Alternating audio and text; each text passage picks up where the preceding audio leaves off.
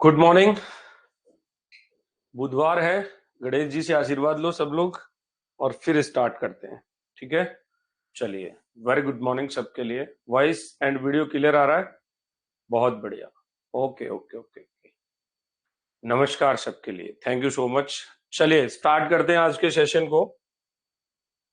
कल हम लोग बातें कर रहे थे, आपको याद होगा, अल्फांसो डी अल्बुकर्क के बारे में। और अल्फांसो डी अल्बुकर्क नाम का एक पुर्तगाली साम्राज्य का गवर्नर, जो भारत में पुर्तगाली साम्राज्य का वास्तविक गवर्नर माना जाता है, उसके बारे में 1503 में छोटे से एक जहाजी बेड़े का नायक बनकर के वो व्यक्ति आया हुआ था। और बाद में जब उसने 1503 में भारत आने के बाद बहुत अच्छा काम किया हुआ था, तो देन पुर्तगाली गवर्नमेंट ने उसके लिए डिसीजंस लिया था कि उसको 1509 में वापस भारत भेजते हैं, और वो सेकंड नंबर का पुर्तगाली गवर्नर बनकर भारत आया। अब दोस्तों, यहां तक की बात अपन कल कर चुके थे, और आज हम बात करेंगे कि पुर्तगाली जो गवर्नर था अल्बुकर्क, इसने पुर्तगाली शक्ति को भारत में 3 चरणों में स्थापित किया। तो सबसे पहले तो मैंने आपको एक बात बताई थी, स्टार्ट करते हैं, कि अल्बुकर्क जो है, ढंग से समझना, अल्बुकर्क को पुर्तगाली साम्राज्य का वास्तविक संस्थापक कहते हैं। भारत में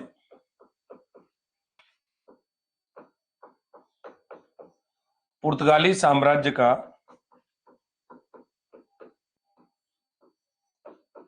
वास्तविक संस्थापक कहते हैं।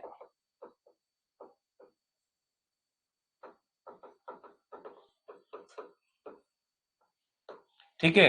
अब वास्तविक संस्थापक इसलिए कहा इसको, वेरी गुड मॉर्निंग सबके लिए, कि इसने भारत में पुर्तगाली शक्ति को स्टैब्लिश करने में अपना योगदान दिया था। अब किस तरीके से स्टैब्लिश किया, ये बात ध्यान में रखनी है। तो इसने अपनी जो योजना बनाई भारत में पुर्तगाली शक्ति को विकसित करने के लिए, उसके 3 चरण थे। तो इसने क्या किया, पुर्तगाली साम्राज्य का विस्तार 3 चरणों में किया।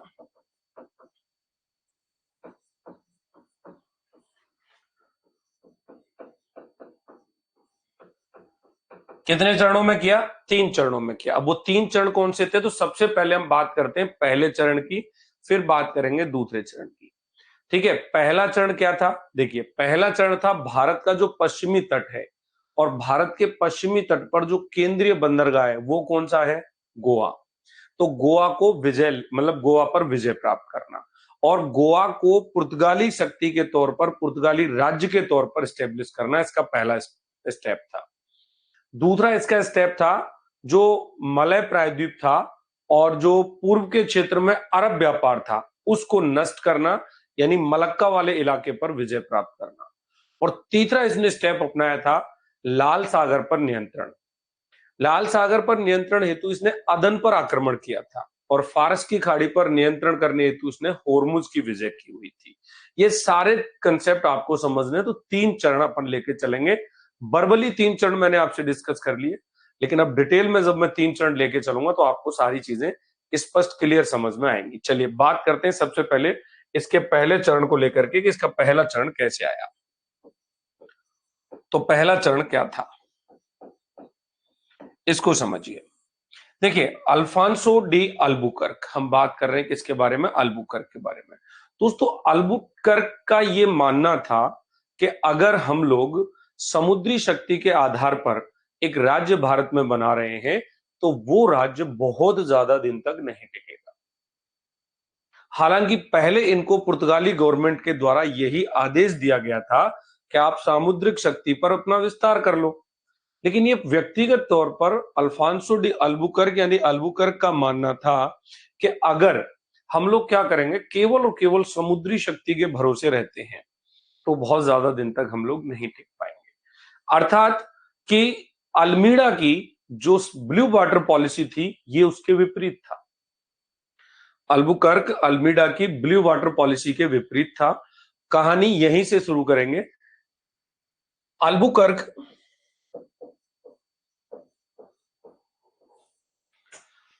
अल्मीडा की ब्लू वाटर पॉलिसी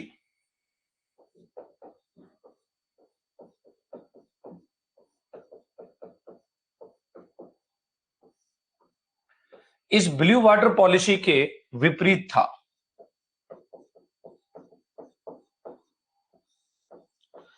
अब क्यों विपरीत था ये मैंने आपको बताया, हम सारी चीजें लिख करके नहीं चलेंगे क्योंकि बहुत लेंथी हो जाएगा।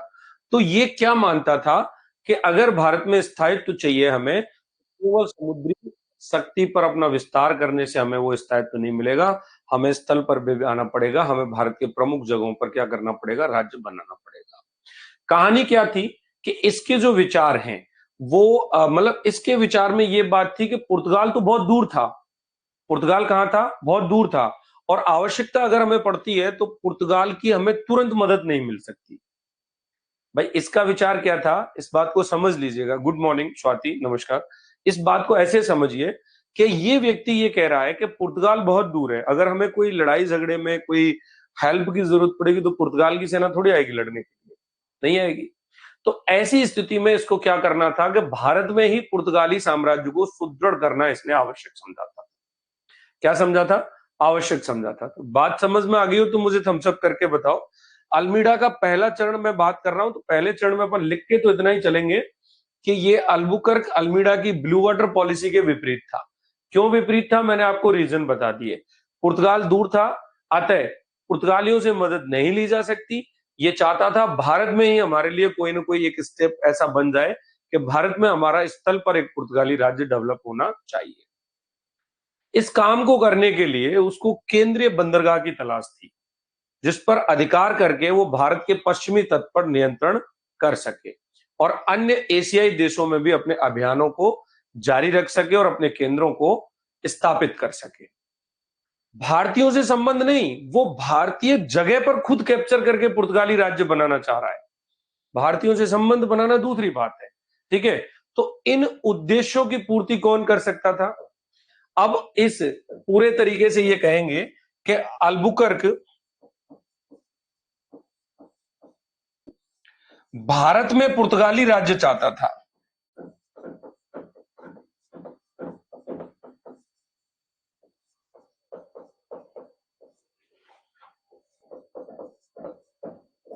एक बात तो ये निकल गई, और इस पूर्ति को गोवा कर सकता था।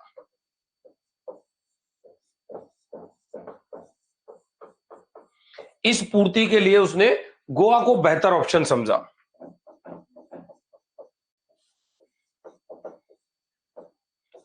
बेहतर विकल्प लगा।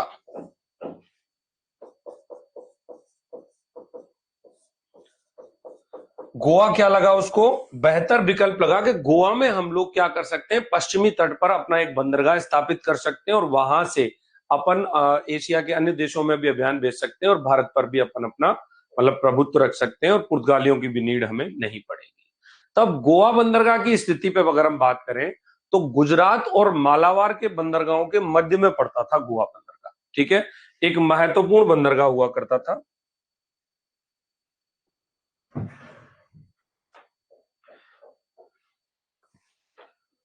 गोवा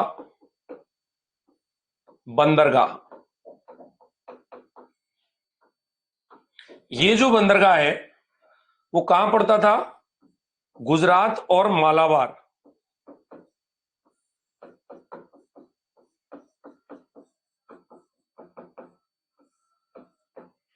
गुजरात एवं मालाबार के बीच में गोवा बंदरगाह महत्वपूर्ण था।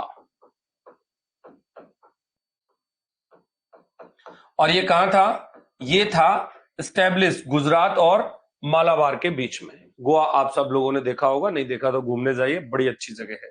देखिए गोवा बंदरगाह महत्वपूर्ण था, गुजरात और मालाबार के तट में था, केंद्रीय बंदरगाह था जिसका खंबात की खाड़ी से लेकर के कन्याकुमारी तक के सभी तटों पर नियंत्रण था। क्या था ये बंदरगाह? केंद्रीय बंदरगाह था। कैसा बंदरगाह था? केंद्रीय बंदरगाह था,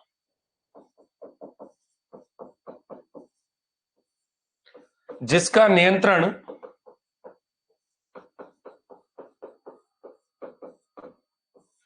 खंबात की खाड़ी से लेकर के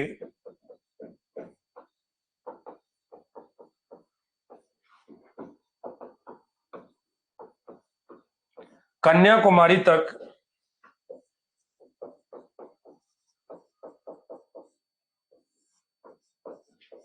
सभी बंदरगाहों पर था। तो अल्बुकर्क सही सोच रहा है कि गोवा को अगर कैप्चर कर लिया जाए तो इस तरीके से समुद्र के साथ साथ जमीन पर भी अपना आधिपत्य स्थापित हो सकता है। दोनों ही बातें उसके दिमाग में फिट बैठ गई थी। अब भाई साहब क्या हुआ कि इस जगह पुर्तगालियों का खूब विरोध था अल्बुकर्क के खिलाफ। पुर्तगाली नहीं चाहते थे। तो पुर्तगालियों के काफी लंबे विरोध के बावजूद भी अल्बुकर्क ने गोवा को पूर्व में पुर्तगाली शक्ति बनाने पर जोर दिया। इसने जब पुर्तगाली गवर्नमेंट से कांटेक्ट किया तो उन्होंने स्पष्ट मना कर दिया इसके लिए कि भाई तुम ऐसा काम नहीं करोगे। लेकिन उसके बावजूद भी ये क्या करता है, तो पुर्तगालियों के विरोध के बावजूद भी पुर्तगालियों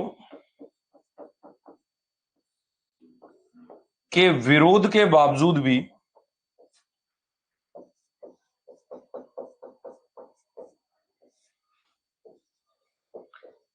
अल्बुकर्क ने गोवा पर जोर दिया, यानी गोवा को पुर्तगाली राज्य बनाना चाहता है। वो नहीं चाहता कि कोई दिक्कत ऐसी हो कि मैं नहीं मानूंगा। तो कहानी क्या थी, इस टाइम पर बीजापुर का एक सुल्तान था यूसुफ आदिल शाह। ठीक है, इस यूसुफ आदिल शाह पर इसने आक्रमण करके 1510 ईस्वी में गोवा को जीत लिया था और ये पहली उपलब्धि अल्बुकर्क की मानी जाती है। तो गोवा की स्थिति इस तरीके से आई। ठीक है ना। अब यहां पर गोवा, तो गोवा पर आधिपत्य किसका था, यूसुफ आदिल शाह।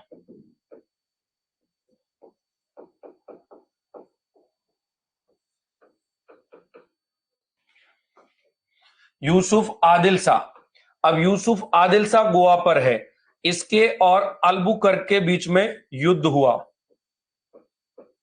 ठीक है, ये व्यक्ति हार गया और ये व्यक्ति जीत गया। और ये घटना कहां की है, ये बीजापुर का शासक हुआ करता था।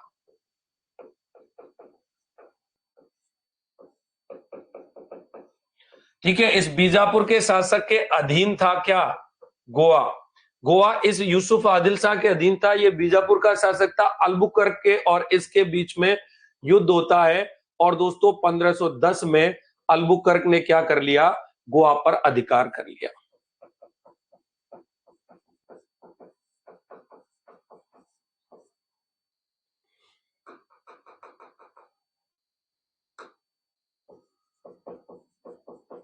बताइए फटाफट, यस या नो। क्लियर, कहानी समझ में आ गई। ये गोवा बंदरगाह को अपने कैप्चर में लेना चाहता है और ये क्या करता है, 1510 में गोवा को अपने कैप्चर में ले लेता है। ठीक है, और किससे जीतता है इस बात को पूछना है, मतलब एग्जामिनर पूछता है। तो यूसुफ आदिल शाह बीजापुर का सुल्तान था, गोवा इसके अधीन था। गोवा 1489 से इसके अधीन था। 1489 से 1510 के बीच में गोवा इसके अधीन रहा था। 1510 में अल्बुकर्क इससे इसको छीन लेता है। अब सुनिए, गोवा पर जब विजय हुई तो यूसुफ आदिल शाह को एक बात और लगी कि भैया मतलब ये आदिल शाह क्या है, बहुत ज्यादा सशंकित हो गया। ठीक है ना।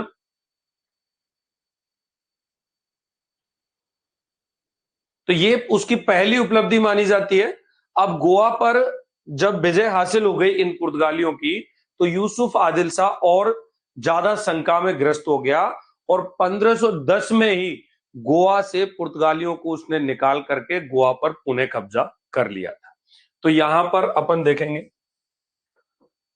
कि यूसुफ आदिल शाह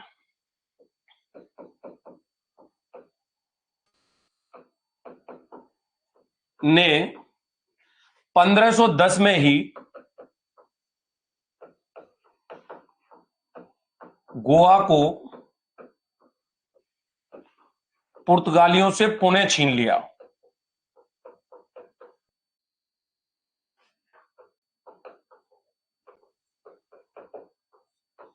ये बात समझ में आ गई। 1510 में अल्बुकर्क ने यूसुफ आदिल शाह से गोवा छीना था, लेकिन 1510 में ही वापस यूसुफ आदिल शाह ने पुर्तगालियों को भगा करके गोवा से और गोवा पर अपना पुनः क्या कर लिया था, कब्जा कर लिया था। ठीक है, अब कहानी क्या हुई कि 1510 में ही एक कहानी और होती है कि 1510 में ही क्या होता है, लेकिन लेकिन दोस्तों कहानी बहुत इंटरेस्टिंग है। लेकिन क्या हुआ कि लेकिन 1510 में ही इसकी मृत्यु हो गई।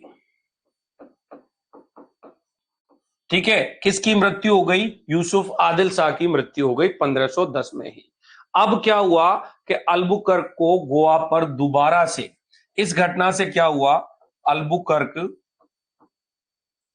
को फिर से मौका मिल गया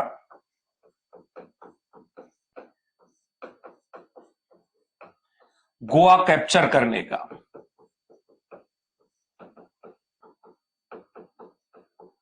असली कहानी यह है, हमने इतना पढ़ा है कि सिर्फ 1510 में बीजापुर के सुल्तान यूसुफ आदिल शाह से अल्बुकर्क ने गोवा जीत लिया। गोवा जीता, फिर गोवा हारा। आदिल शाह ने वापस ले लिया था, लेकिन दिन खराब थे, बेचारे की मृत्यु हो गई।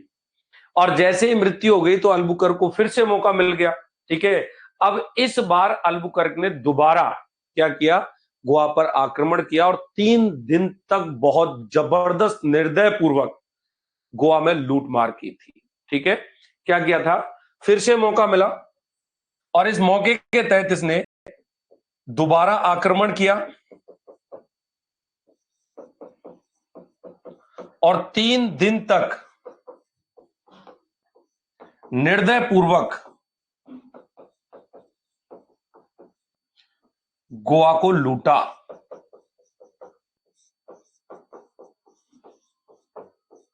क्या किया, 3 दिन तक इसने बड़ी निर्दयता पूर्वक गोवा में लूट मचाई और गोवा बंदरगाह पर अपना आधिपत्य कायम किया और बीजापुर के समुद्री व्यापार को खत्म कर दिया। याद रखो, 3 दिन तक गोवा को लूटा, गोवा में आधिपत्य स्थापित किया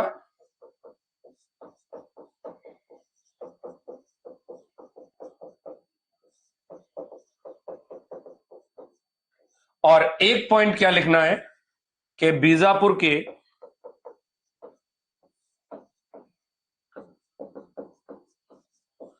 समुद्री व्यापार को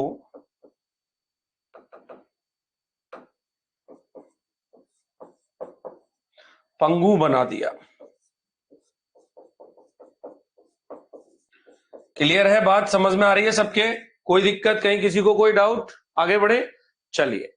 अब भाई साहब क्या हुआ कि कोई भी व्यक्ति अचानक से गोवा पर आक्रमण नहीं कर दे, इसके लिए इसने क्या किया, गोवा की किलेबंदी करवाई। गोवा की किलेबंदी करवाई।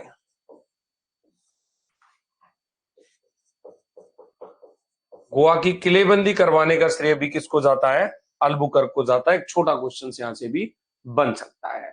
अब सुनिए, जब गोवा की विजय हो गई तो गोवा की विजय ने क्या किया था, भारत के दक्षिण पश्चिमी समुद्र तट पर पुर्तगाली नौसैनिक जो सेना थी, इनकी धाक जमा दी थी और पुर्तगाली शक्ति को एक प्रादेशिक आधार प्राप्त हो गया। अब पुर्तगालियों के पास क्या है, एक प्रदेश मिल चुका है। इससे क्या हुआ, इससे पश्चिमी तट पर, इससे पश्चिमी तट पर पुर्तगाली नौसेना को एक प्रदेश प्राप्त हुआ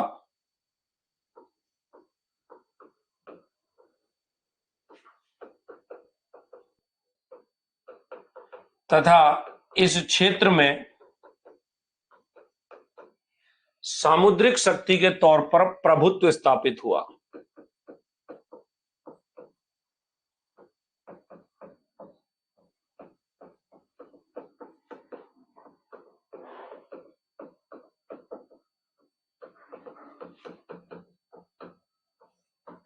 फाइनली अल्बुकर्क गोवा में आ चुका है, अब जमीन पर भी और पानी में भी दोनों जगह क्या है, पुर्तगाली डेवलपमेंट हो चुका है। इसी के साथ भारत में क्षेत्रीय पुर्तगाली राज्य की स्थापना मानी जाती है। क्या मानी जाती है? इसी के साथ भारत में पुर्तगाली क्षेत्रीय राज्य की स्थापना मानी जाती है। इसी के साथ भारत में पुर्तगाली क्षेत्रीय राज्य की स्थापना मानी जाती है।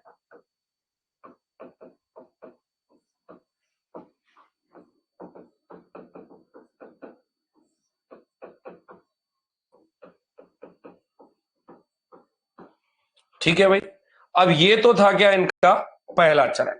अब हम बात करते हैं इनके सेकंड चरण को लेकर के। सेकंड चरण क्या था? पहले चरण में तो बंदा ये सारे काम कर लेता है और गोवा को कैप्चर करके गोवा पर आ जाता है, ठीक है। अब सुनिए दूसरा चरण कैसे चला। तो दूसरा जो चरण था उसमें कहानी क्या थी कि भारतीय जो समुद्री क्षेत्र हैं उनके व्यापार पर एकाधिकार को और ज्यादा मजबूत बनाने के लिए अल्बुकर्क ने क्या किया था, मलय प्रायद्वीप और पूर्व के व्यापारिक केंद्रों पर नियंत्रण करना जरूरी समझा था। तो अब समुद्री व्यापार का जो प्रमुख केंद्र था पूर्व में वो था मलक्का। तो मलक्का पर उसकी नजर थी। 1511 में मलक्का को उसने जीत करके पुर्तगालियों का केंद्र बनाया था और यहां कर जो मतलब मलक्का में जो अरब व्यापार था उसको क्या कर दिया था, टोटली फिनिश कर दिया। तो सेकंड स्टेप में इन्होंने क्या किया, 1511 में मलय प्रायद्वीप तथा मलक्का पर नजर,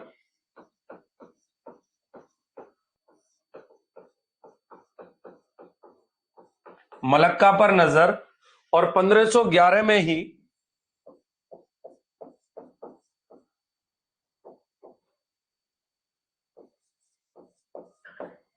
मलक्का को विजित कर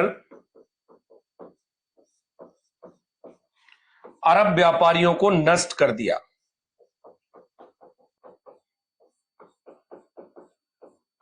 ये कहानी क्या थी। अब ये काम क्यों किया था इसने, सेकंड चरण जो क्या था, ये समुद्री भारतीय समुद्री व्यापार पर एकाधिकार करने के उद्देश्य से, भारतीय समुद्री व्यापार पर एकाधिकार करने के उद्देश्य से।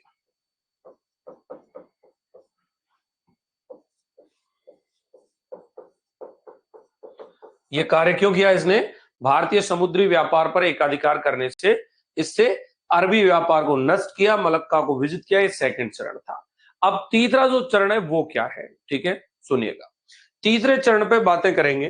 थर्ड चरण क्या रहेगा, अल्बुकर्क का।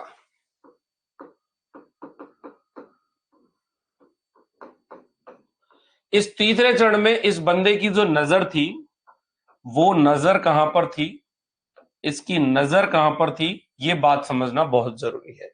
इसकी नजर थी लाल सागर के बंदरगाहों पर और अदन पर आक्रमण करना और लाल सागर पर नियंत्रण स्थापित करना, जिसमें पहले इसने जब प्रयास किया तो उस पहले प्रयास में ये क्या हो जाता है, विफल हो जाता है।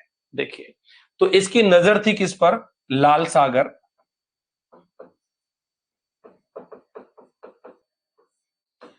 एवं अदन,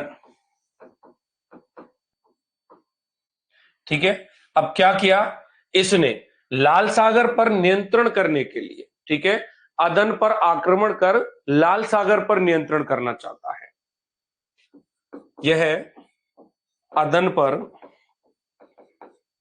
आक्रमण कर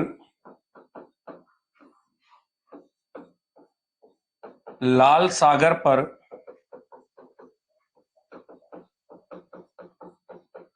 नियंत्रण करना चाहता है,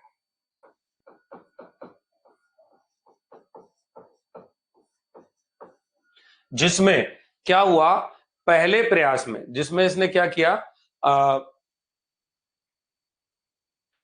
जिस प्रयास में यह विफल रहा, नहीं कर पाया, ठीक है। कहानी क्या थी, अब इसके बाद एक तो इसकी नजर यहां पर थी, एक इसकी नजर क्या थी, एक ये चाहता था फारस की खाड़ी में एक हॉर्मुज द्वीप था, उस हॉर्मुज द्वीप या हॉर्मुज बंदरगाह को ये जीतना चाहता था और फारस की खाड़ी पर भी नियंत्रण करना चाहता था। लेकिन ये कहानी थी 1500 लगभग 15 के आसपास की। 1515 में इसने हॉर्मुज द्वीप को जीत लिया और फारस की खाड़ी पर नियंत्रण स्थापित करने में ये सफलता प्राप्त कर लेता है। यहां पर ये विफल रहता है। 1515 में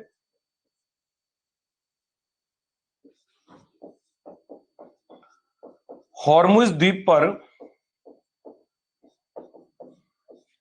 आक्रमण करके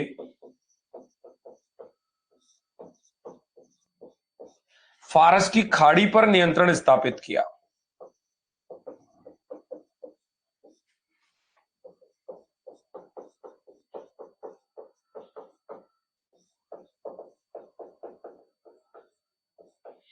पंद्रह सौ पंद्रह में इसने क्या किया, फारस की खाड़ी पर अपना नियंत्रण स्थापित कर लिया और हॉर्मुज द्वीप को क्या कर लिया था, जीत लिया था।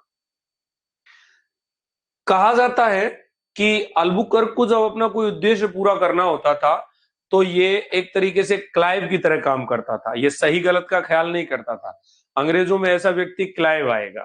तो ये एक ऐसा माना जाता है इसके बारे में कि भैया जब इसको कोई काम करना होता तो सही गलत के तरीकों को नहीं देखता था। कहानी क्या थी, इसी ने कालीकट के उस जमूरिन की हत्या करवाई थी जहर दे करके, जिसने पुर्तगालियों के आगमन पर उनसे मित्रवत व्यवहार किया था, उनका स्वागत किया था। तो इसके राह में अगर कोई बाधा है तो इसको हटाने में देर नहीं लगाएगा। ठीक है, मुसलमानों के लिए नरसंहार की नीति अपनाई थी इसने। ठीक है, पुर्तगाल की जो स्थिति थी उसमें क्या था, बहुत ज्यादा जनसंख्या नहीं थी पुर्तगाल में। तो अल्बुकर्क ने क्या किया, पुर्तगाली जो नाविक थे उनको निम्न वर्ग की भारतीय स्त्रियों से विवाह करने के लिए भी प्रोत्साहित किया हुआ था। और ऐसा करने के पीछे उसका एक ही उद्देश्य था कि पुर्तगाली और भारतीय मिश्रित जातियों की संख्या वहां पर बढ़ाना। दो जातियों के संयोग से संतान पैदा हुई तो वो वर्ण संकर संतान हुई। ठीक है, अब क्यों, वो तो जनसंख्या बढ़ाना चाहता है क्योंकि गोवा में जनशक्ति का अभाव था। अब वो जिस जगह पर राज्य लेकर के बैठा है उस जगह जनसंख्या तो होनी चाहिए, तो जनसंख्या ही नहीं थी, शासन किस पे करे, समुद्री इलाका था, तटवर्ती इलाका था। तो ये क्या कहता है, गोवा के आसपास जो नाविक थे उनसे कहता है कि भाई जाओ तुम भारत की इन स्त्रियों से विवाह करो, संतान पैदा करो और जनसंख्या वृद्धि करो। ठीक है, लेकिन इस उद्देश्य से उसको बहुत ज्यादा मदद नहीं मिली थी अपने कॉन्सेप्ट को क्लियर करने में। तो दो तीन पॉइंट और लिखेंगे इसके बारे में। अल्बुकर्क सही गलत का ख्याल नहीं करता था।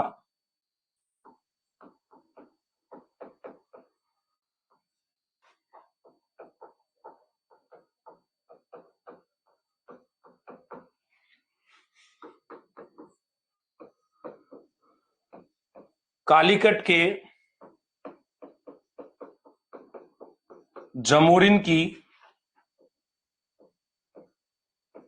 जहर देकर हत्या करवाई थी।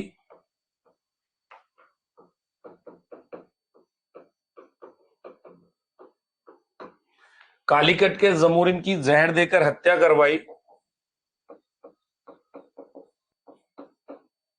मुस्लिम नरसंहार किया,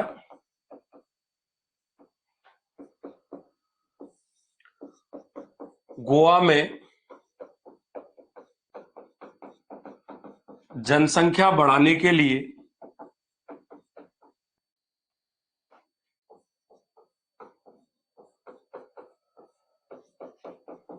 नाविकों को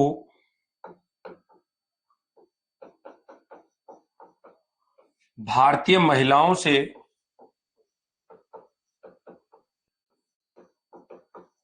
विवाह करने के लिए प्रोत्साहित किया।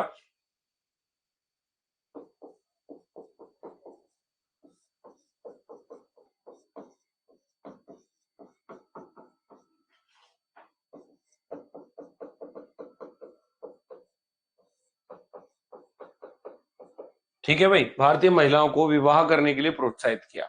अब इन सब चीजों ने क्या किया, इसके लिए बहुत ज्यादा कोई मदद नहीं की हुई थी। अल्बुकर्क ने क्या किया था, बीजापुर के शासक थे तो गोवा छीना ही था, लेकिन विजयनगर साम्राज्य के साथ में मैत्रीपूर्ण संबंध स्थापित किए थे। तो पुर्तगाली शुरू से ही कर रहे थे, मैंने पिछली क्लासेज में आपको बताया है।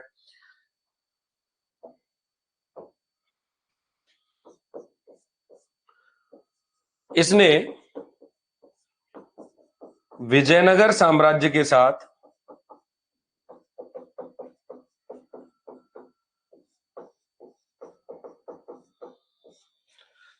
मैत्रीपूर्ण संबंध स्थापित किए।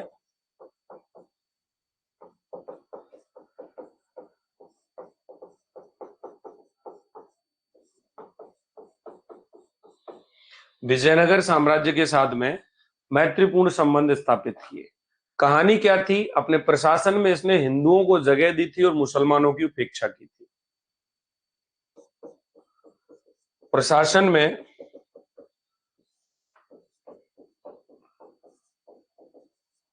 हिंदुओं को जगह दी और मुसलमानों की उपेक्षा की।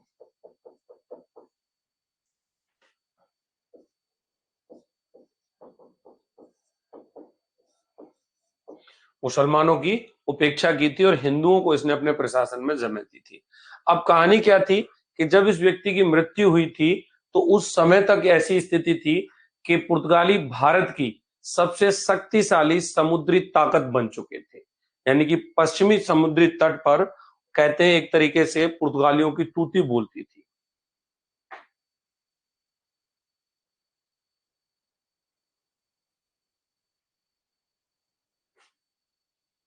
इनका मुस्लिमों के साथ इस तरीके का व्यवहार करना, पूनम एक तो ये अंग्रेज नहीं है, सुनिए, अंग्रेज अलग थे, ये पुर्तगाली है। दूसरी चीज क्या थी कि जो मुसलमान थे वो ज्यादातर अरब व्यापारियों के तौर पे थे जो इनके प्रतिस्पर्धी थे। तो उस वजह से मुस्लिमों से इनकी क्या द्वेष भावना बढ़ती ही चली गई थी। वो अरबी जो व्यापारी थे उनमें ज्यादातर कौन थे? मुसलमान थे। तो इस वजह से इनका क्या है, उनके साथ में वैमनस्य भाव बढ़ता हुआ चला गया था। ठीक है, इस वजह से आपको केवल ये चीज समझनी है।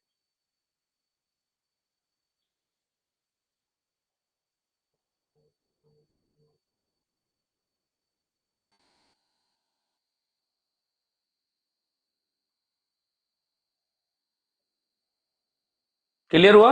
आगे बढ़े, चलिए। तो अब कहानी क्या थी कि जब इसकी मृत्यु हुई तो इसकी मृत्यु के टाइम पर, इसकी मृत्यु के समय तक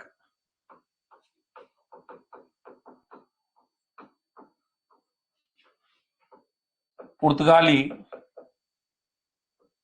भारत में सबसे ताकतवर समुद्री शक्ति बन चुके थे।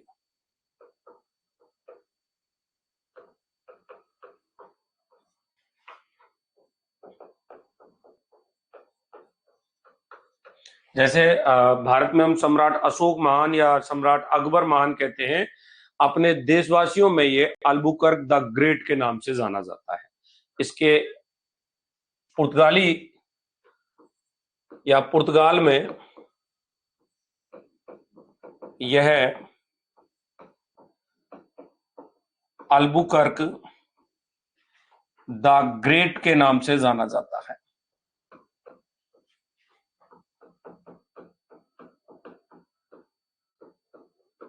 विख्यात हुआ,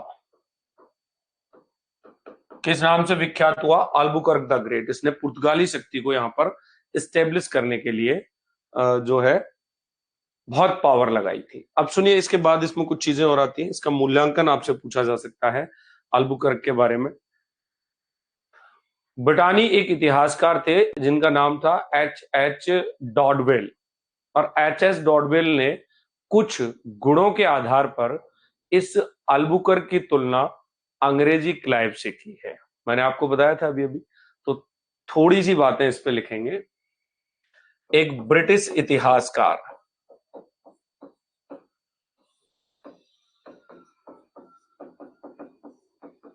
ब्रिटिश इतिहासकार, नाम क्या है इसका? इसका नाम है H.H. डॉडवेल।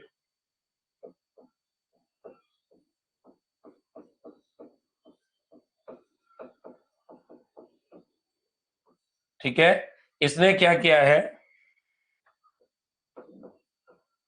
अल्बुकर्क की तुलना क्लाइव से की है। मैंने बताया था थोड़ी देर पहले आपको। किससे की है? अल्बुकर्क की तुलना क्लाइव से की है। कैसे? ब्रिटिश इतिहासकार हैं एच डॉडवेल। आपसे डायरेक्टली पूछा जा सकता है कि किसने अल्बुकर्क की तुलना क्लाइव से की है। अब बताओ तुलना क्यों की है, वो चीज लिखाऊं या स्किप करके आगे बढ़ूं? फटाफट बताओ जल्दी।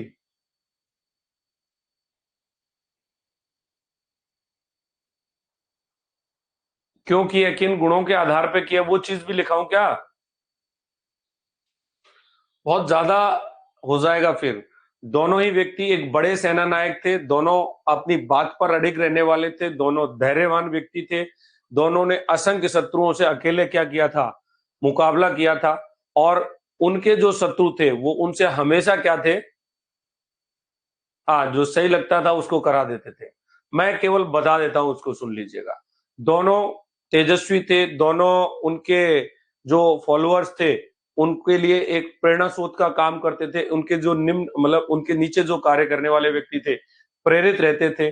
विश्वासघात को कार्य मतलब दोनों ही विश्वासघात के कार्य को कर सकते थे, लेकिन इसका प्रयोग इन्होंने बहुत कम किया था ताकि लोगों में इनका क्या रहे? विश्वास बना रहे। तो दोनों में क्या था? बहुत सारी चीजें थी, दूर दृष्टिकोण था, चीजों को परखने की सामर्थ्य थी, व्यर्थ के झगड़ों से निकलने का इनमें एक मतलब स्किल था, एक कहते हैं ना स्किल होना, एक स्किल था इनकी, एक मतलब योग्यता थी। तो कहानी क्या थी? और एक सबसे मेन पॉइंट, दोनों व्यक्ति भारत में जब प्रवेश कर रहे हैं तो एक नॉर्मल से पद पर आए थे। ठीक है, आपको याद होगा 1503 में अल्बुकर्क एक छोटे जहाजी बेड़ा पे आया था। ठीक है, और ऐसे ही जब क्लाइव भारत में आया था तो पहली बार केवल क्लर्क की हैसियत से भारत में आया था। तो ऐसी स्थिति थी, लेकिन बाद में इन्होंने क्या किया? अपने जो कार्य किए उन अपने कार्यों के आधार पर इन्होंने अपना वर्चस्व बनाया और ये सफलता प्राप्त करने में कामयाब रहते हैं। तो आप लोगों को ये फैक्ट रखना है, इतिहासकार एच डॉडवेल ने अल्बुकर्क की तुलना किससे की है? क्लाइव से की। और क्या क्या अल्बुकर्क और क्लाइव के बारे में बातें हैं वो आप लिख सकते हैं, कोई दिक्कत नहीं है। अब सुनिए, अब एक बात यह भी है कि भारत में जैसे अंग्रेजी साम्राज्य के संस्थापक होने का श्रेय क्लाइव को दिया जाता है, वैसे ही अल्बुकर्क को पुर्तगाली जो है राज्य का संस्थापक माना जाता है। तो ये दोनों चीजें इनमें क्या हो जाएंगी? कॉमन सिमिलर हो जाएंगी। ठीक है, इसके बाद हम बात करते हैं अगले पॉइंट पर कि अल्बुकर्क आया, अल्बुकर्क जीत रहा है, अल्बुकर्क ने अपना एक साम्राज्य डेवलप कर दिया और अल्बुकर्क यहां से अब जा चुका है। अल्बुकर्क के जाने के बाद की स्थिति क्या है? अब हम बात करते हैं अल्बुकर्क के उत्तराधिकारियों को लेकर के।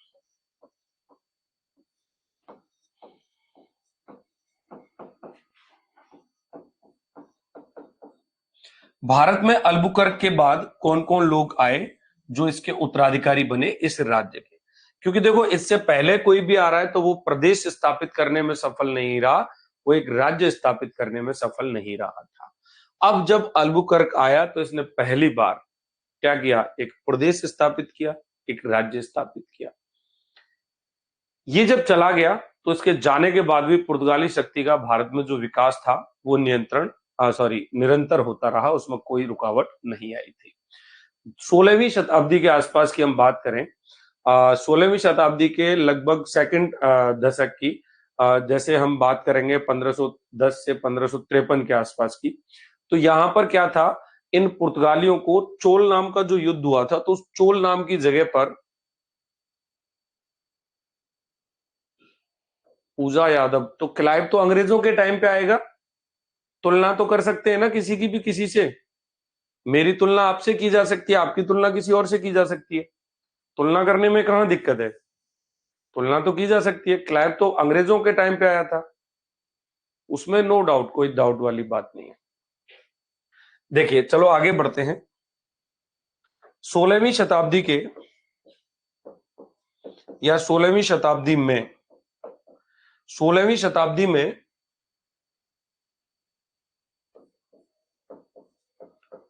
अहमदनगर के सुल्तान, इनका नाम था बुरहान निजाम शाह। ठीक है, अहमदनगर के सुल्तान थे कौन? बुरहान निजाम शाह।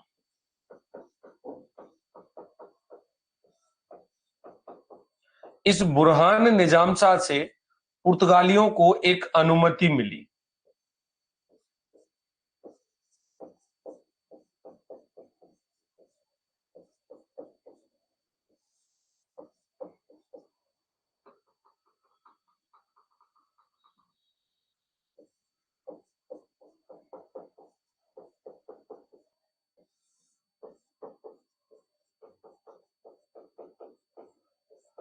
क्या अनुमति मिली थी इनको?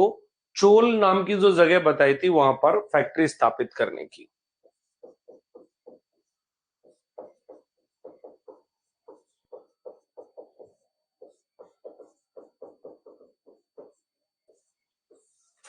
पुर्तगालियों को अनुमति मिली थी 16वीं शताब्दी में अहमदनगर के सुल्तान बुरहान निजाम शाह से चोल में फैक्ट्री स्थापित करने के लिए।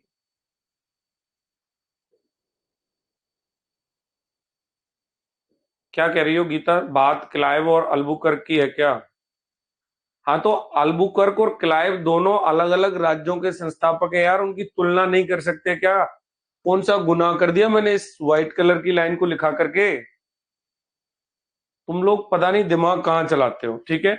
और इसके बाद 1518 में इन्होंने कोलंबो और एक जगह थी मन्नार, मन्नार की खाड़ी भी आपने सुना होगा, ये श्रीलंका के पश्चिमी तट पर पड़ती है, वहां पर भी इन्होंने अपनी किलेबंदी की हुई थी, ठीक है। तो इन्होंने, कब की बात थी? 1518 में कोलंबो एवं मन्नार, इन दोनों जगहों पर इन्होंने क्या किया? किलेबंदी की थी।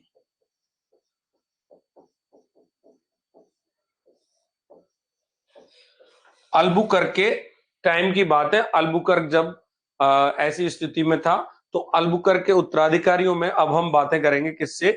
सबसे पहले एक व्यक्ति को लेकर के आएंगे जिसका नाम रहेगा नीनो डी कूना। क्या रहेगा?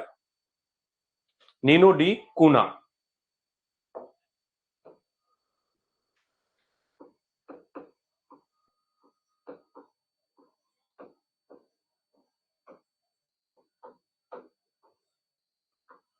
नीनो डी कूना अगला गवर्नर आया अल्बुकर्क के बाद में, ठीक है भाई।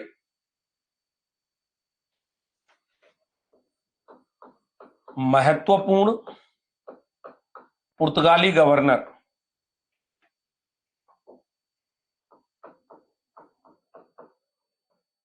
अब इसकी कहानी क्या थी, इसको सुनिए। 1530 के आसपास, और 1500 लगभग 29 में, और 1529 से लेकर के 1538 तक इसका टाइम रहेगा। 1529 से लेकर के 1538 तक इसका टाइम रहेगा।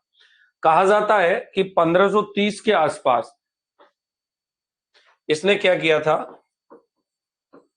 1530 में सबसे पहले गोवा को भारत के पुर्तगाली राज्य की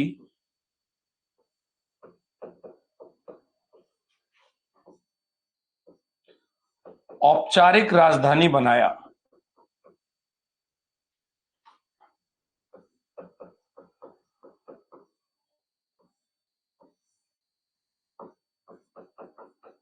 पहला महत्वपूर्ण काम इस व्यक्ति का कि गोवा राज्य जो था, उस गोवा के राज्य को क्या किया इसने? औपचारिक तौर पर भारत के पुर्तगाली राज्य की राजधानी बना दिया।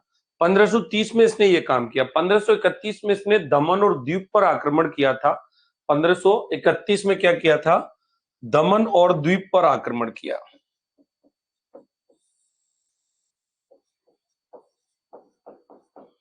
दमन एवं द्वीप पर आक्रमण किया।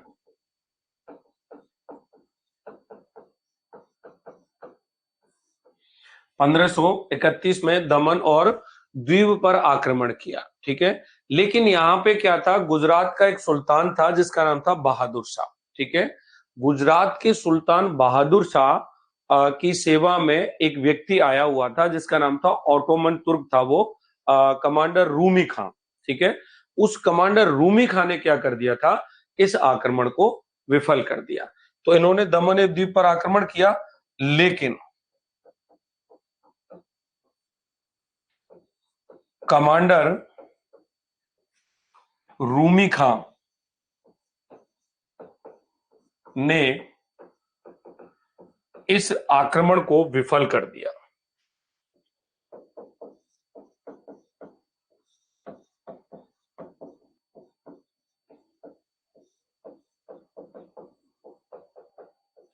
ये जो कमांडर रूमी खां था, ये गुजरात के सुल्तान ये जो कमांडर रूमी खां था, ये एक ऑटोमन तुर्क था।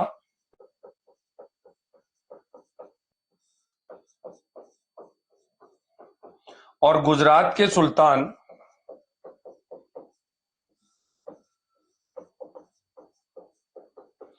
बहादुर शाह की सेवा में आया था।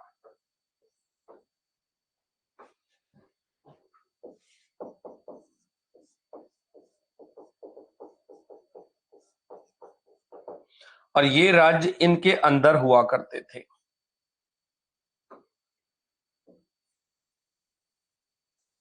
ठीक है, तो कमांडर रूमी खान ने क्या कर दिया था, इस आक्रमण को विफल कर दिया। दमन द्वीप पर इसने आक्रमण किया था। अब यहां पर ये व्यक्ति आपको याद रखना है, रूमी खान नाम का, ठीक है ना। अब ये क्या सोच रहा है कि यार गुजराती लोगों की तुर्की लोगों के साथ में जो मित्रता है वो क्या है, वो बहुत मजबूत बनती जा रही है। आप देख रहे हैं, एक तुर्की व्यक्ति, ऑटोमन तुर्क, गुजरात के शासक की मदद कर रहा है और वो यहां आकर के इनके इस पुर्तगालियों के आक्रमण को डिफीट दे रहा है। तो अब इस जगह क्या था, इसने ये सोचा कि भाई साहब गुजरात की जो मित्रता है, ऑटोमन क्या है, अब बेटा ऑटोमन की स्थिति, जो तुर्क थे, केवल ये मान लो तुर्क थे। ऑटोमन तुर्क वो थे जिन्होंने 1453 में कुश्तुनतुनिया को समाप्त किया था।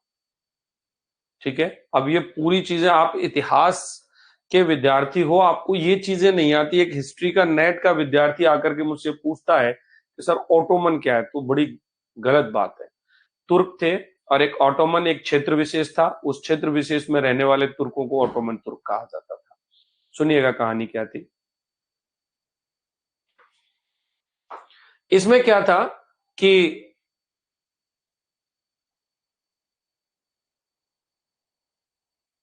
यहां पर क्या हुआ कि गुजरात को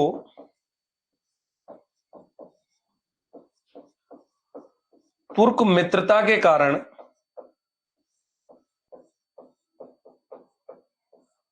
मुगल बादशाह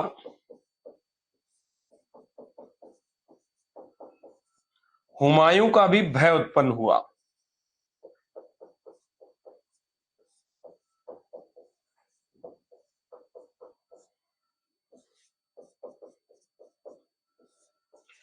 क्योंकि हुमायूं भी नहीं चाहता था कि ये गुजराती लोग जो हैं किससे, तुर्कियों से मित्रता करें।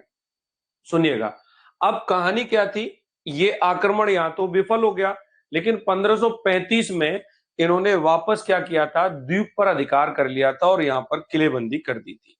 तो 1530, 1531 और फिर 1535, 1535 में द्वीप पर आक्रमण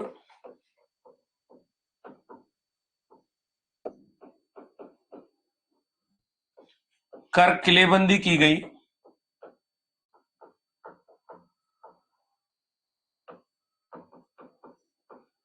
द्वीप पर आक्रमण करके क्या किया गया, किलेबंदी की गई थी।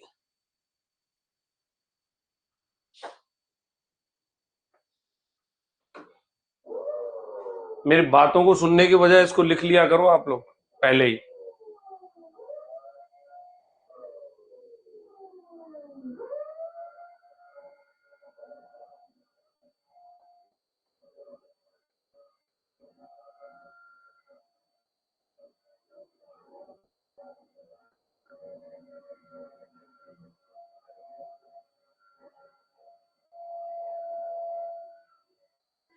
अब सुनिए कहानी क्या थी, इस पूरी बात को थोड़ा सा समझने का, हाँ इसको समझने का प्रयास कीजिए। ये रूमी खां नाम का तुर्की कमांडर गुजरात के सुल्तान बहादुर शाह की सेवा में आकर के पुर्तगालियों से विरोध ले लेता है, लेकिन गुजरात को तुर्क मित्रता के कारण मुगल बादशाह हुमायूं का भय उत्पन्न हो गया था। ठीक है, तो बहादुर शाह ने तुर्कियों से यहां मदद लेने के बाद कोई मदद नहीं ली। ठीक है, और कोई मदद नहीं ली, लेकिन फिर क्या हुआ था, आगे की कहानी सुनिएगा। कुछ दिन बाद इन्होंने 1535 में द्वीप पर आक्रमण करके किलेबंदी कर ली थी। कुछ समय बाद जब गुजरात के शासक बहादुर शाह को अपनी गलती का एहसास हुआ कि मैंने तुर्कियों से समझौता ना करके, तुर्कियों से मेरी मित्रता को तोड़ करके बहुत गलत किया है, तो उसके मन में दोबारा विचार आया, बहादुर शाह के मन में, जो गुजरात का शासक था, कि मैं वापस तुर्कियों के साथ में अपने संबंध बिल्डअप कर लेता हूं। लेकिन इससे पहले नीनो डी कूना ने क्या काम किया, एक चाल चली। और नीनो डी कूना ने क्या चाल चली, सुनिएगा। नीनो डी कूना ने क्या चाल चली, नीनो डी कूना ने एक कुचक्र रचा। और क्या कुचक्र रचा इस व्यक्ति ने, कि इस बहादुर शाह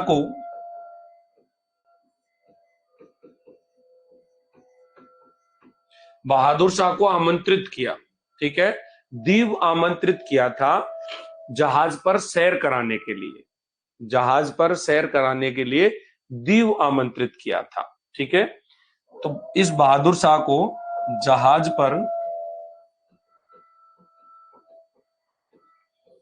सैर कराने के लिए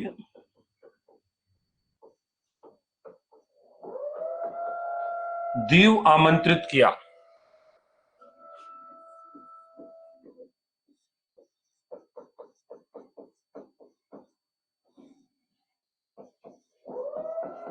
और यहां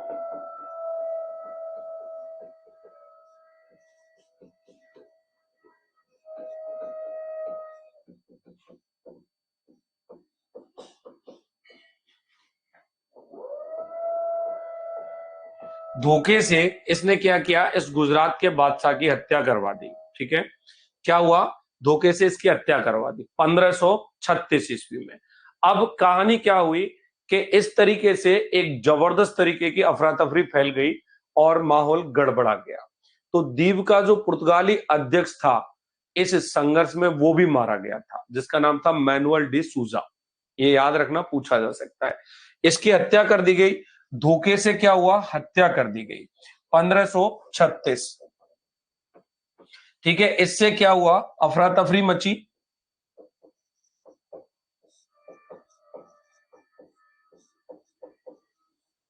और इसी में क्या हुआ, पुर्तगाली गवर्नर, कौन, सॉरी गवर्नर नहीं था, अध्यक्ष था, पुर्तगाली अध्यक्ष, जो द्वीप का अध्यक्ष था, ठीक है। तो यहां पर क्या हुआ, इस द्वीप का अध्यक्ष मैनुअल डी सूजा, ये भी मारा गया था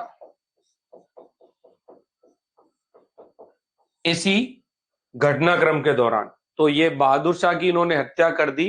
अब इस कहानी से क्या हुआ था कि इन व्यक्तियों का, किन का, पुर्तगालियों का और तुर्कियों का संघर्ष छिड़ गया था, ठीक है।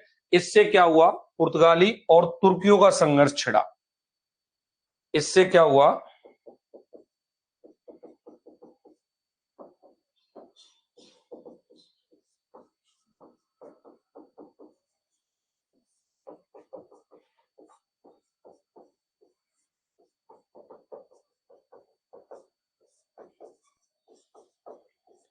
अब पुर्तगालियों का तुर्कियों के साथ संघर्ष छिड़ गया।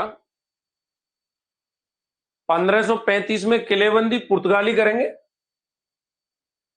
पुर्तगाली करेंगे, और कौन करेगा, नीनो डी कूना ने की, पुर्तगालियों ने की, पुर्तगाली पढ़ रहे हैं आप लोग, यही करेंगे, ठीक है। 1566 में इन दोनों में समझौता हो गया था। 1566 में दोनों में समझौता हो गया।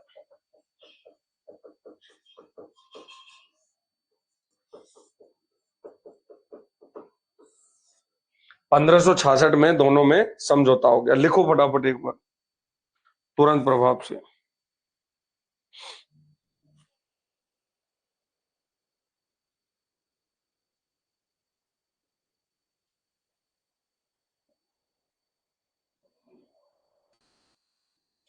लिख लिया, चलें आगे बढ़े।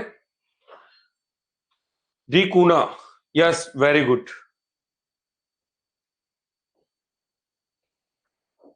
इनको 1536 में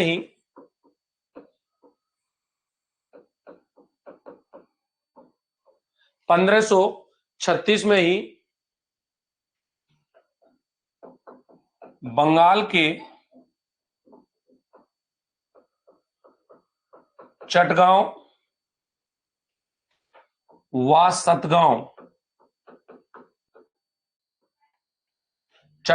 सतगांव में फैक्ट्री खोलने की अनुमति मिली।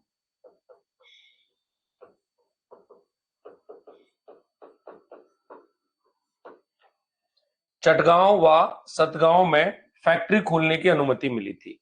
और चटगांव और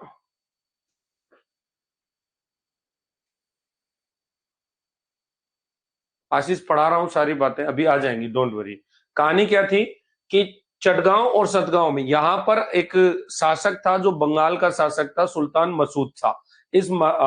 महमूद शाह, मसूद शाह नहीं, महमूद शाह। तो बंगाल के शासक महमूद शाह से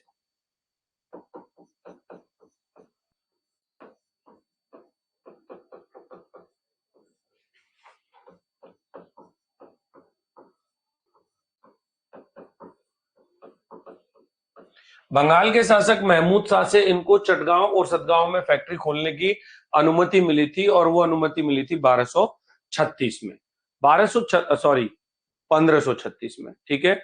चटगांव को पुर्तगालियों ने पोर्टो ग्रांडे यानी महान बंदरगाह की संज्ञा दी हुई है। तो ये जो चटगांव है, इस चटगांव को पोर्टो ग्रांडे कहते हैं।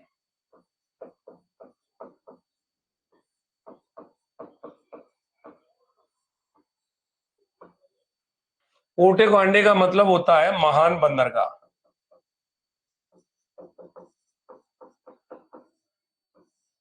तो चटगांव को पोर्टो ग्रांडे की संज्ञा दी थी, और किसने दी थी? पुर्तगालियों ने दी थी।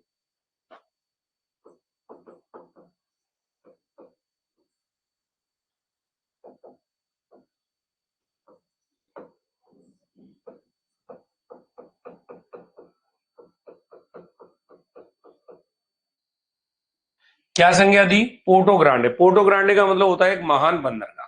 ठीक है। अब इसके बाद क्या हुआ? 1539 में इनका दमन पर भी अधिकार हो गया। तो द्वीप पे तो 1535 से आपको दिखाई दे रहा है, बाद में 1539 में इनका दमन पर भी अधिकार हो गया।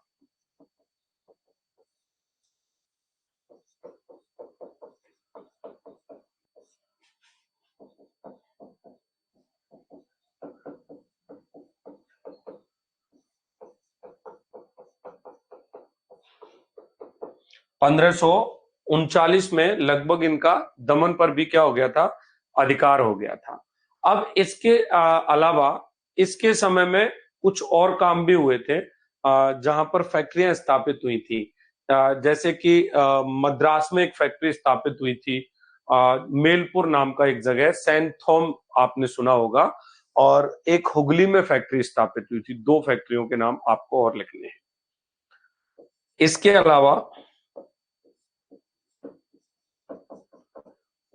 इसके अलावा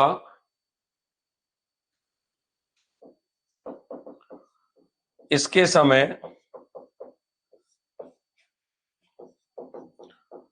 सेंट थॉम, मेलपुर,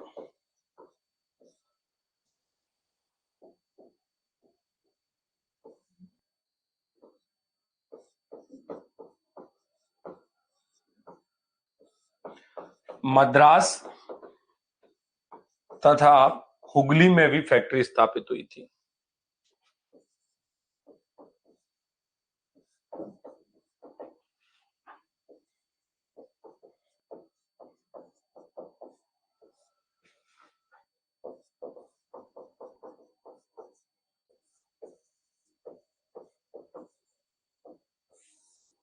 हुगली में भी फैक्ट्री स्थापित हुई थी। 2 काम ये समझ रहे हैं।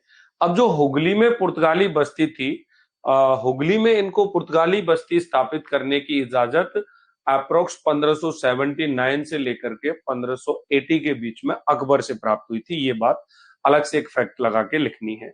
ठीक है। हुगली में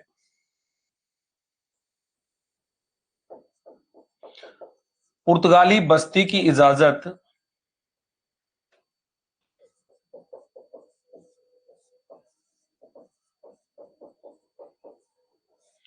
1579 से 80 में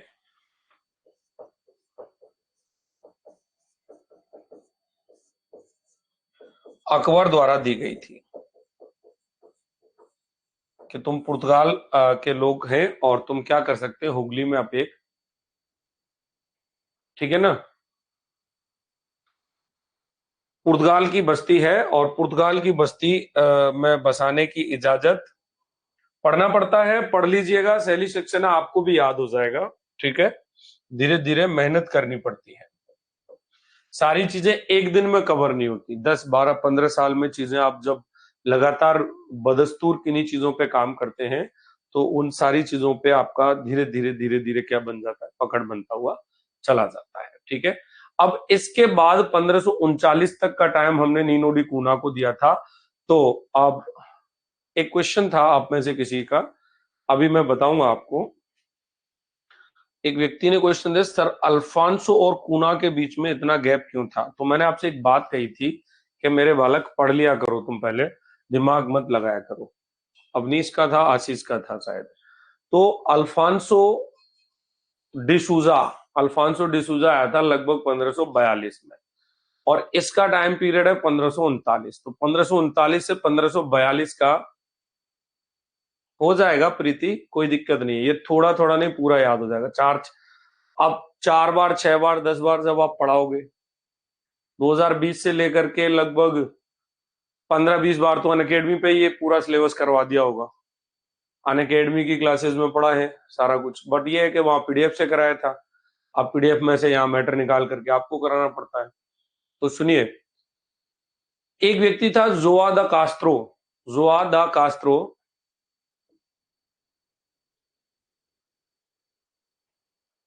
जोआदा कास्त्रो, ये बीच में आया था 1539 से लेकर के जो है 1542 में, ठीक है। देखिए इसके बाद अपन बात करते हैं, अगला व्यक्ति कौन है, ये क्या हुआ, ये वाला पेज क्यों आया यहाँ पे, व्हाइट पेज क्यों आ रहा है भाई?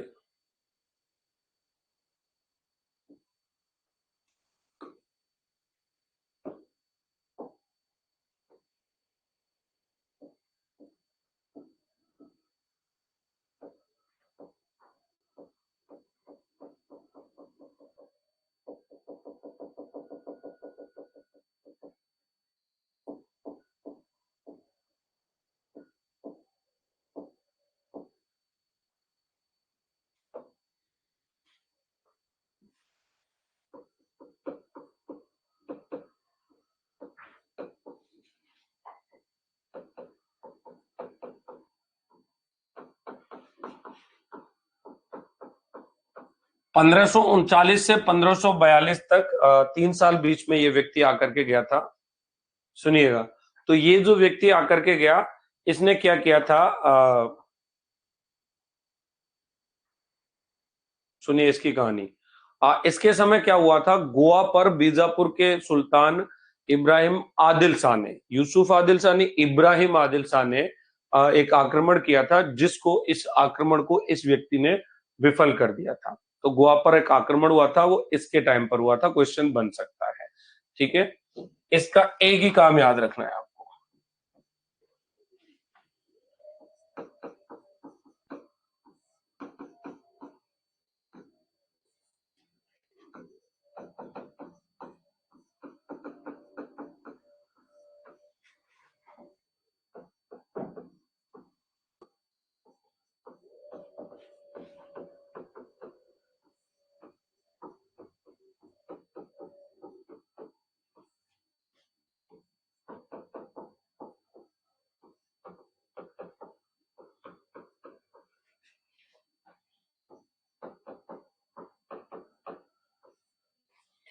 गोवा पर इसके समय बीजापुर के सुल्तान इब्राहिम आदिल शाह ने आक्रमण किया, जिसे इसने विफल कर दिया।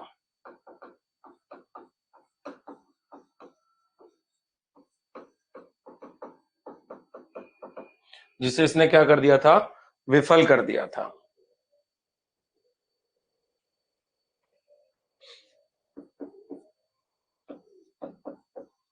कोई नई विजय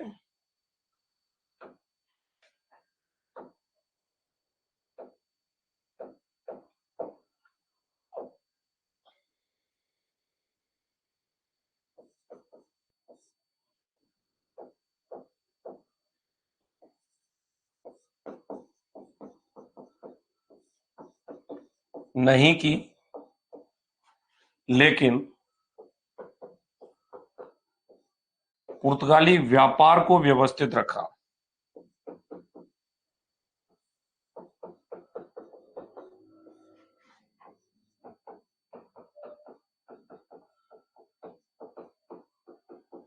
पुर्तगाली व्यापार को व्यवस्थित रखा था। दा कास्त्रो नाम था इसका, दा कास्त्रो, जोआ दा कास्त्रो कहते थे इसको, जोआ दा कास्त्रो, बहुत सारे लोग कास्ट्रो बुला देते हैं इसको, ठीक है। इसके बाद अल्फांसो डिसूजा आया था 1542 से 45।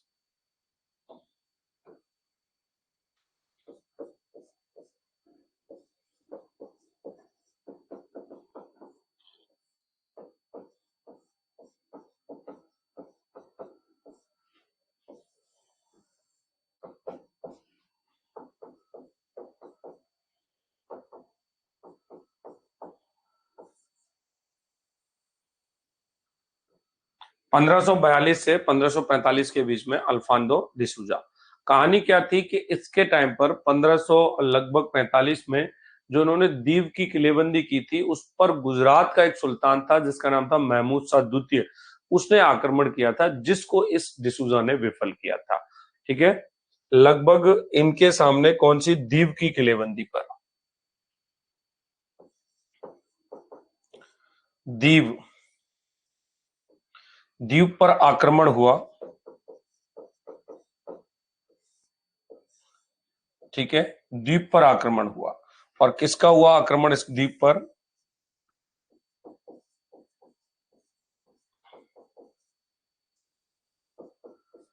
महमूद शाह द्वितीय। कौन था, महमूद शाह द्वितीय। ये कौन था महमूद शाह, गुजरात का शासक, ठीक है। और इस आक्रमण को विफल किया किसने, डिसूजा ने।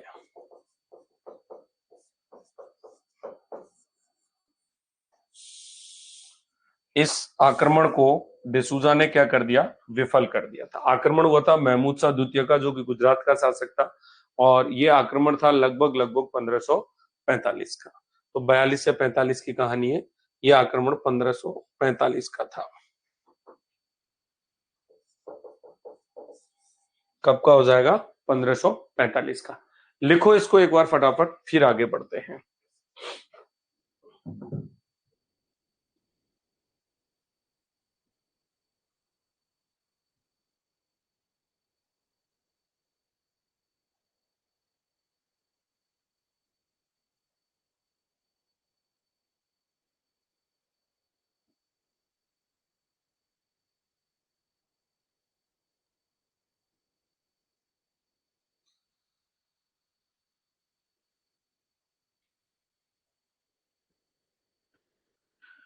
रुकिए,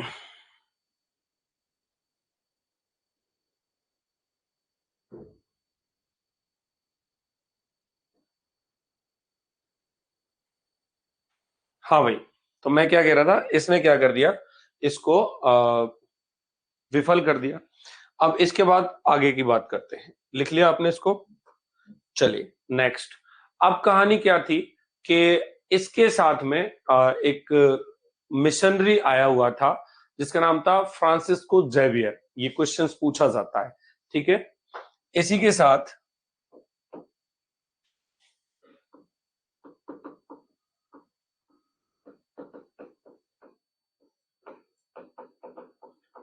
एक प्रसिद्ध जैसुइट पादरी,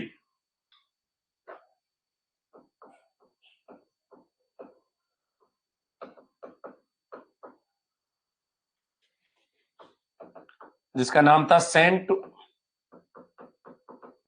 फ्रांसिस्को जेवियर, ये भारत आया था। ये व्यक्ति इसके साथ में भारत आया हुआ था। ठीक है, अब इसके अलावा इस व्यक्ति ने जो कार्य किया वो एक ऐसा कार्य था, इस व्यक्ति ने क्या किया, इस व्यक्ति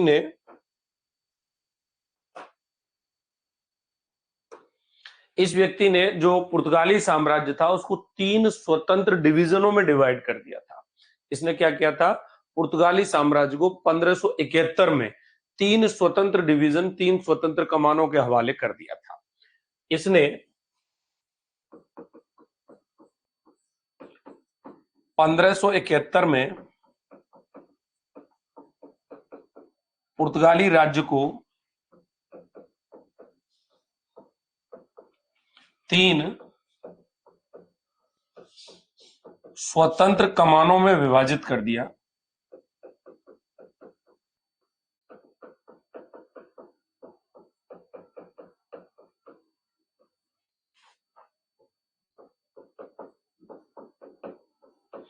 कौन कौन सी थी वो 3 स्वतंत्र कमान?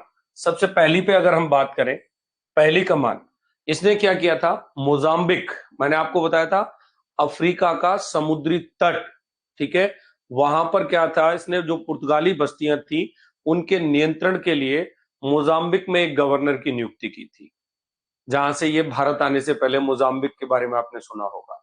दूसरा गोवा, गोवा में क्या था, फारस की खाड़ी के प्रदेशों और भारत के प्रदेशों को गोवा के गवर्नर के अंतर्गत इन्होंने रखा था।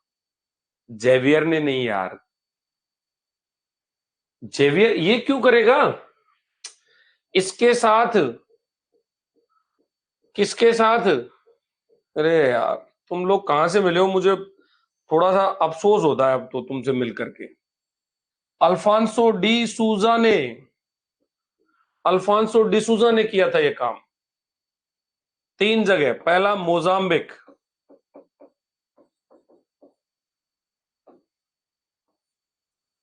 दूसरा गोवा, और तीसरा केंद्र हुआ करता था मलक्का। तीसरा केंद्र क्या था, मलक्का। हाँ सर, एक सेकंड, क्लास में हूं मैं, रुकिए 1 मिनट।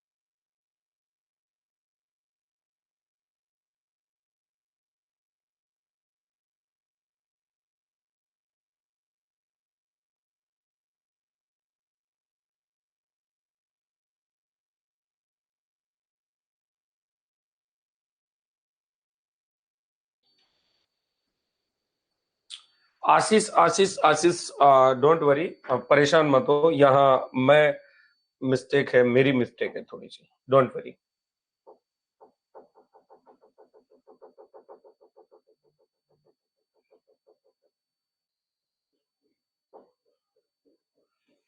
ये जो इसके साथ वर्ड मैंने यूज किया है वो जेसुइट पादरी फ्रांसिस्को इस डिसूजा के साथ में आया हुआ था। ये जो डिवीजन है वो डिसूजा ने नहीं किया, ये पुर्तगाली गवर्नमेंट ने किया। यानी कि अब गवर्नमेंट ने क्या है, किसी एक व्यक्ति के हवाले पुर्तगाली राज्य को नहीं छोड़ा हुआ है। पहले बाहर, अब पुर्तगाल से बाहर जितने मतलब कॉन्सेप्ट थे उनको एक व्यक्ति देख रहा है, तो ये थोड़ा सा मेरी मिस्टेक हुई है, सॉरी इसके लिए। तो 1571 में पुर्तगाली राज्य 3 स्वतंत्र कमानों में विभाजित हुआ था, ऐसे लेकर के चलना है, पर्टिकुलर एक व्यक्ति ने नहीं किया। जिसमें पहला मैंने आपको बताया, तो पहला हो जाएगा मोजाम्बिक, ठीक है ना, पहला क्या हो जाएगा, मोजाम्बिक।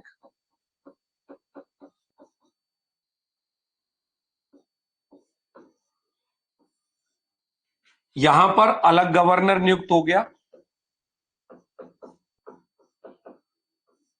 दूसरा हो जाएगा इसमें गोवा, फारस की खाड़ी एवं भारतीय प्रदेशों के लिए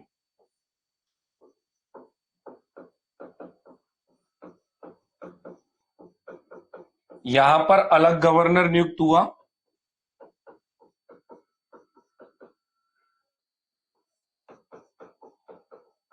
अब इसमें जो इंपॉर्टेंट है अपन वही पढ़ रहे हैं, तो अब आप लोग ये दिमाग मत लगाओ कि गैप किस में कितना है। कई जो अनइंपॉर्टेंट चीजें हैं उनको अपन स्किप भी कर रहे हैं बीच बीच में, ठीक है। और मलक्का था जावा और मसाला द्वीपों पर नियंत्रण करने के लिए मलक्का में एक अलग गवर्नर था। तीसरा था मलक्का, तो जावा एवं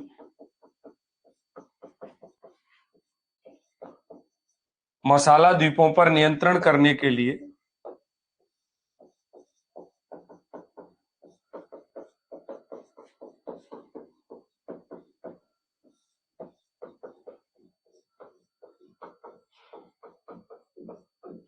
अलग गवर्नर। तो 3 तरीके का कॉन्सेप्ट आ गया था। मोजाम्बिक में इन्होंने अलग गवर्नर स्टेब्लिश कर दिया था, यहाँ पे गोवा में एक अलग बना दिया, और यहाँ पे एक अलग व्यक्ति इन्होंने गवर्नर बना दिया था, ठीक है। इसके बाद अगला जो व्यक्ति आएगा अपना, वो रहेगा इसमें क्या, आज हो क्या रहा है यार, मतलब मैं जब व्हाइट पेज नहीं लेना चाह रहा हूं तो ये दिक्कत आ रही है।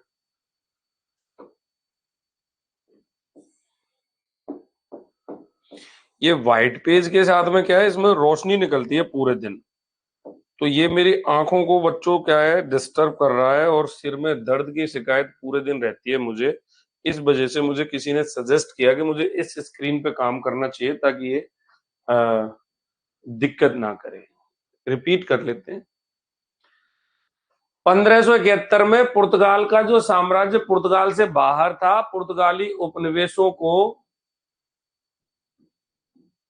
3 डिवाइडेशन में बांट दिया गया था, ठीक है, ये याद रखना है।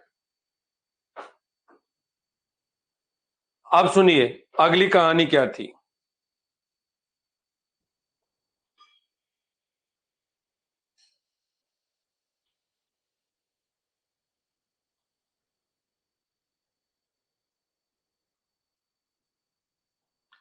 ठीक है भाई, यहां तक तो कोई दिक्कत नहीं है।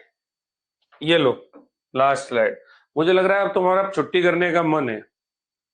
अभी कॉल आया मेरा अर्जेंट एक, नहीं इसी स्क्रीन पे पढ़ाऊंगा। ये ग्रीन वाली पे मेरी आंखों पे इसका रिफ्लेक्शन कम आता है, व्हाइट वाली क्या, मैं पूरे दिन स्टूडियो में रहता हूँ आपके साथ, तो मेरी आंखें खराब कर दी इसने। ऊपर से इसमें 9-10 लाइटें जली रहती हैं, तो चकाचौंध रहता है।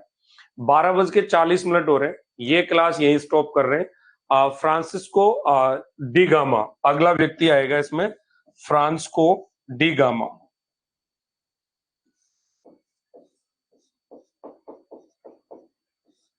फ्रांसिस्को डी गामा ये व्यक्ति आएगा, ये वास्को डी गामा का वंशज हुआ करता था, ठीक है। इस क्लास को, अभी मेरा कॉल आ गया, मुझे बैंक जाना है अर्जेंटली, तो मैं वापस आऊंगा 2 बजे तक।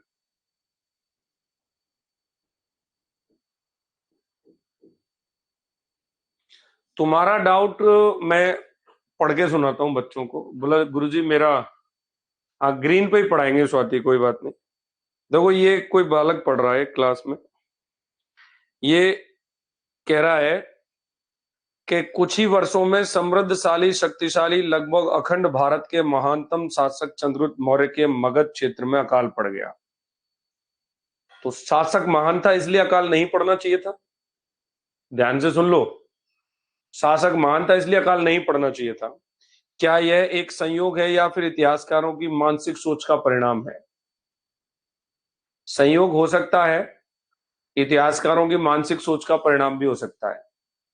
चाणक्य जैसे सलाहकार होते हुए भी चंद्रगुप्त ने जैन धर्म ग्रहण किया, जब कि वह चाणक्य के प्रभाव में अधिक रहा। अब एक बात बताओ, जब चाणक्य को, पहली बात तो आप किसी धर्म से जोड़ करके नहीं देख रहे हो। चाणक्य राजनीतिज्ञ था, ना कि धार्मिक व्यक्ति। और जो व्यक्ति राजनीतिज्ञ और कूटनीतिज्ञ होता है वो धार्मिक कॉन्सेप्ट में कभी भी भाग नहीं लेता, ये बात याद रखना। दूसरी बात, वैदिक धर्म की बुराई स्टार्ट हो चुकी थी महाजनपद काल से ही, क्योंकि जिस नई व्यवस्था का जन्म हो रहा था, एंसेंट के वीडियो देखना, इसमें सारी बातें बताई है मैंने, ठीक है। एंसेंट के वीडियो में ये बताया है कि अगर जब महाजनपद काल डेवलप हो रहा था, श्रेणी सिस्टम जब डेवलप हो रहा था, तो उसके लिए क्या नीड थी, ठीक है, क्या नीड थी उसके लिए? उसके लिए नीड थी किसकी? व्यापार वाली व्यवस्था की, साम्राज्यवादी व्यवस्था की, जिसमें क्या था, जिसमें वैदिक धर्म फिट नहीं बैठ रहा था। वैदिक धर्म जब उसमें फिट नहीं बैठ रहा था, तो चंद्रगुप्त और अब उस टाइम जैन धर्म का बोलबाला था, बौद्ध धर्म का बोलबाला था। ये धार्मिक आंदोलन थे। नई चीज को क्यों एक्सेप्ट करते हो आप? आज ऐसा मोबाइल क्यों लेकर के आते हो, कीपैड क्यों नहीं लाते? एंड्रॉइड का नया वर्जन क्यों लेके आते हो? तो वो नए वर्जन थे उस टाइम पर, जो धार्मिक कॉन्सेप्ट में, जो वैदिक धर्म के विरोध में उत्पन्न हुए थे। और वैदिक धर्म के विरोध में उत्पन्न हुए तो उसने जैन धर्म अपनाया, और जो है भद्रभाव उसके गुरु हुए थे, ठीक है। नोट्स प्रिंट्स का ऑप्शन देंगे। अभी मेरी बात सुनो, 12:40 हो रहे हैं, 1 बजे मैं जाऊंगा, और 2 या ढाई बजे तक मैं वापस आऊंगा। तो 2:30 2 बजे जैसे ही मैं वापस आऊंगा, आकर के मिडिवल हिस्ट्री की क्लास शुरू करूंगा, आपको मैसेज डाल करके। बीच में थोड़ा सा गैप रहेगा, तो परेशान मत होना। बैंक वालों का फोन आया तो वो काम करके आना है अभी आपकी क्लास में, ठीक है। और ये अकाल भैया मगध में ही पड़ा था या पूरे भारतवर्ष में पड़ा था, इस बात का मैं समझ नहीं रहा हूं आप क्या कहना चाहते हैं, ठीक है भाई। और देखो, डेट्स को लेकर के आप जैसे क्वेश्चंस करते हो, अभी एक बच्चे ने लिखा है कि सर वास्को डी गामा 20 मई 1498 को भारत आया, लेकिन आप 17 मई नोट्स करवाए हैं। तो मैंने कहाँ पे 17 मई, अगर मैंने इसमें लिखाया है तो ये बिल्कुल सही लिखा है आप लोगों को, ठीक है। चलिए, धन्यवाद, थैंक यू सो मच।